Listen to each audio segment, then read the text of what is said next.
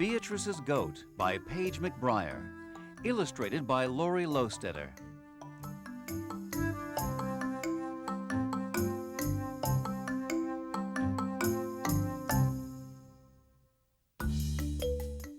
Hi, I'm Paige McBriar, and I wrote the story that you're about to see.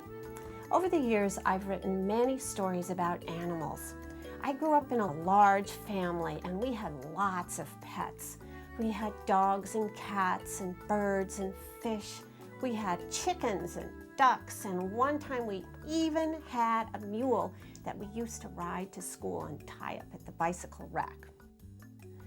Our pets brought us lots of joy, but I never realized how one animal can make such a difference to someone's life. The story that you're about to see is about a young girl named Beatrice who grew up in Africa, and she received a very special animal. Let's see how Beatrice's goat changed her life. If you were to visit the small African village of Kasinga in the rolling hills of western Uganda, and if you were to take a left at the crossroads and follow a narrow dirt path between two tall banana groves, you would come to the home of a girl named Beatrice. Beatrice lives here with her mother and 5 younger brothers and sisters in a sturdy mud house with a fine steel roof. The house is new. So is the shiny blue wooden furniture inside. In fact, many things are new to Beatrice and her family lately. And it's all because of a goat named Mugisa. Beatrice loves everything about Mugisa. The feel of her coarse brown and white coat, the way her chin hairs curl just so, and how Mugisa gently teases her by butting her knobby horns against Beatrice's hand. Tup, tup, like a drumbeat waiting for a song. But there is one reason why Beatrice loves Mugisa most of all. In the time before Mugisa, Beatrice spent her days helping her mama hoe and plant in the fields, tend the chickens, watch the younger children, and grind the cassava flour that they would take to market to sell. Once in a while, when she was tending baby Pascavia, Beatrice would stop by the schoolhouse. Often the students had carried their long wooden benches outside to work under the cool shade of the jackfruit trees. Then Beatrice would stand quietly off to one side, pretending she was a student too. Oh, how she longed to be a schoolgirl. How she yearned to sit on one of the benches and figure sums on a small slate chalkboard. How she wished to turn the pages of a worn copybook and study each word over and over until it stuck in her mind like a burr. I'll never be able to go to school, she would sigh. How could I ever save enough money to pay for books or a uniform? One day, while Beatrice was busy pulling weeds, Mama came to her with dancing eyes. Beatrice, some kind-hearted people from far away have given us a lucky gift. We are one of 12 village families to receive a goat. Beatrice was puzzled. A goat? What kind of gift was a goat? It couldn't get up each morning and start their charcoal fire for cooking. It couldn't hike down to the stream each week and scrub their dirty clothes clean. It couldn't keep an eye on Grace, Moses, Harriet, Joash, and Pascavia. Her long fingers tugged patiently at the weeds. "That's very nice, Mama," she said politely. Then Mama added, "It will be your job to take care of our goat. If you do, it can bring wonderful things." Beatrice looked up at her mother. "Will this goat come soon?" she asked, "because I would like to meet such a goat." Mama laughed. "Good things take time. First, I must plant pastures and build our goat a shed." Beatrice nodded slowly. Surely Mama knew what she was doing. "I will help you," she declared. For the next few months, Beatrice worked harder than ever. She helped Mama collect the posts for the shed walls, then lashed the posts together with banana fibers. She planted narrow bands of stiff elephant grass along the edges of their cassava field. She put in pigeon trees and lablab vines between the banana trees. Finally, one day, Beatrice's goat arrived, fat and sleek as a ripe mango. Beatrice stood shyly with her brothers and sisters, then stepped forward and circled the goat once. She knelt close, inspecting its round belly, and ran her hand along its smooth back. "Mama says you are our lucky gift," she whispered. "So that is what I will name you. Mugisa, luck."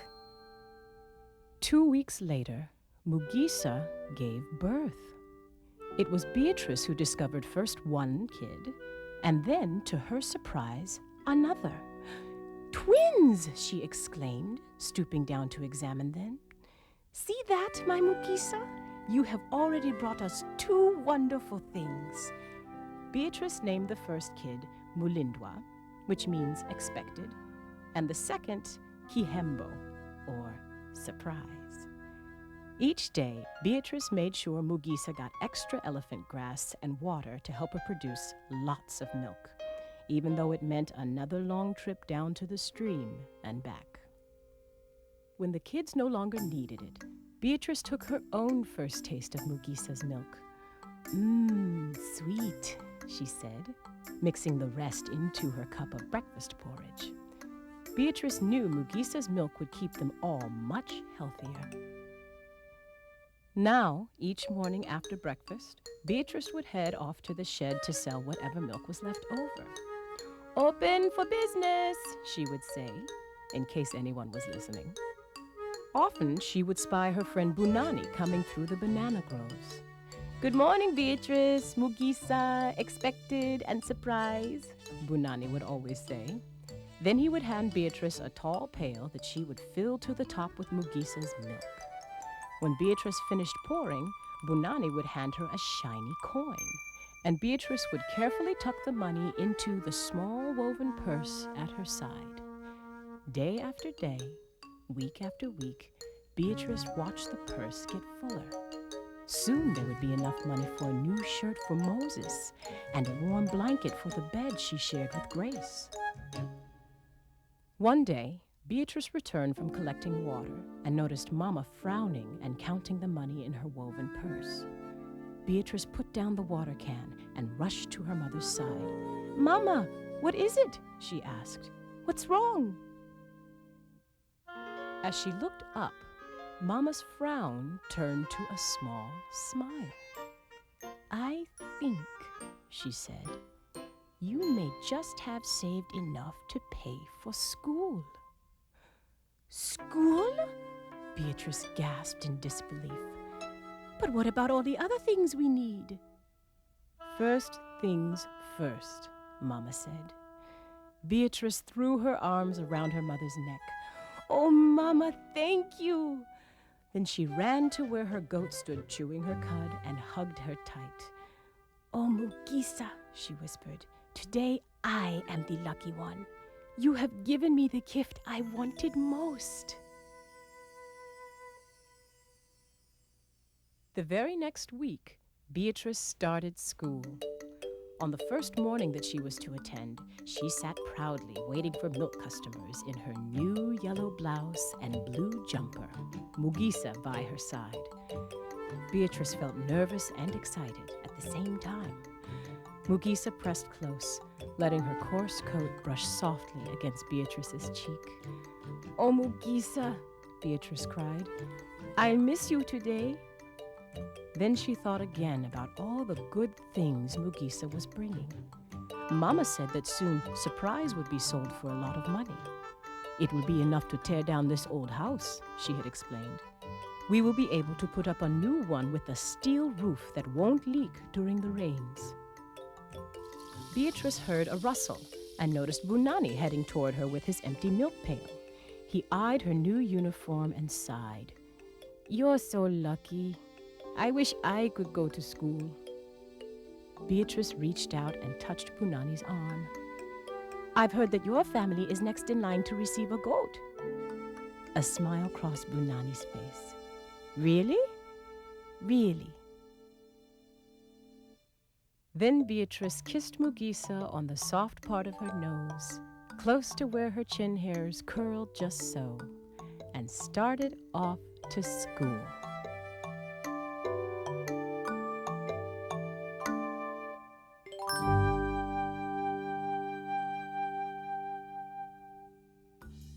Hi, it's me again, and there's something I didn't tell you before.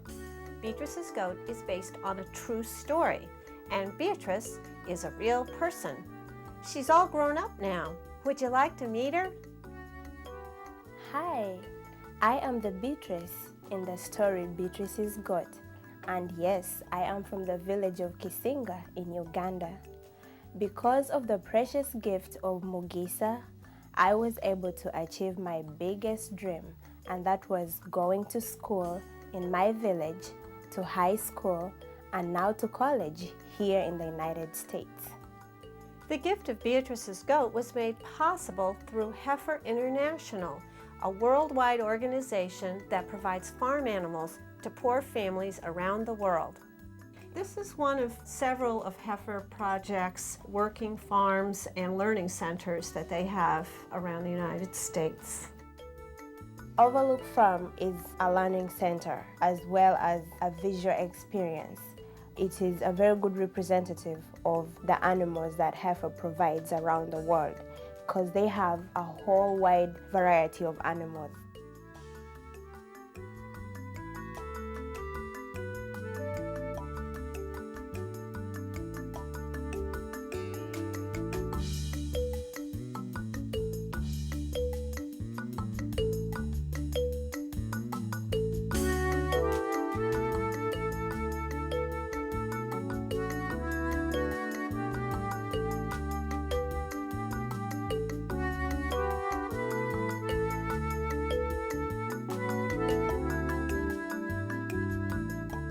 Heifer International is a very wonderful organization because when they give farm animals to families like mine, as you have learned, those families use all sorts of products like milk, and that makes their lives much better.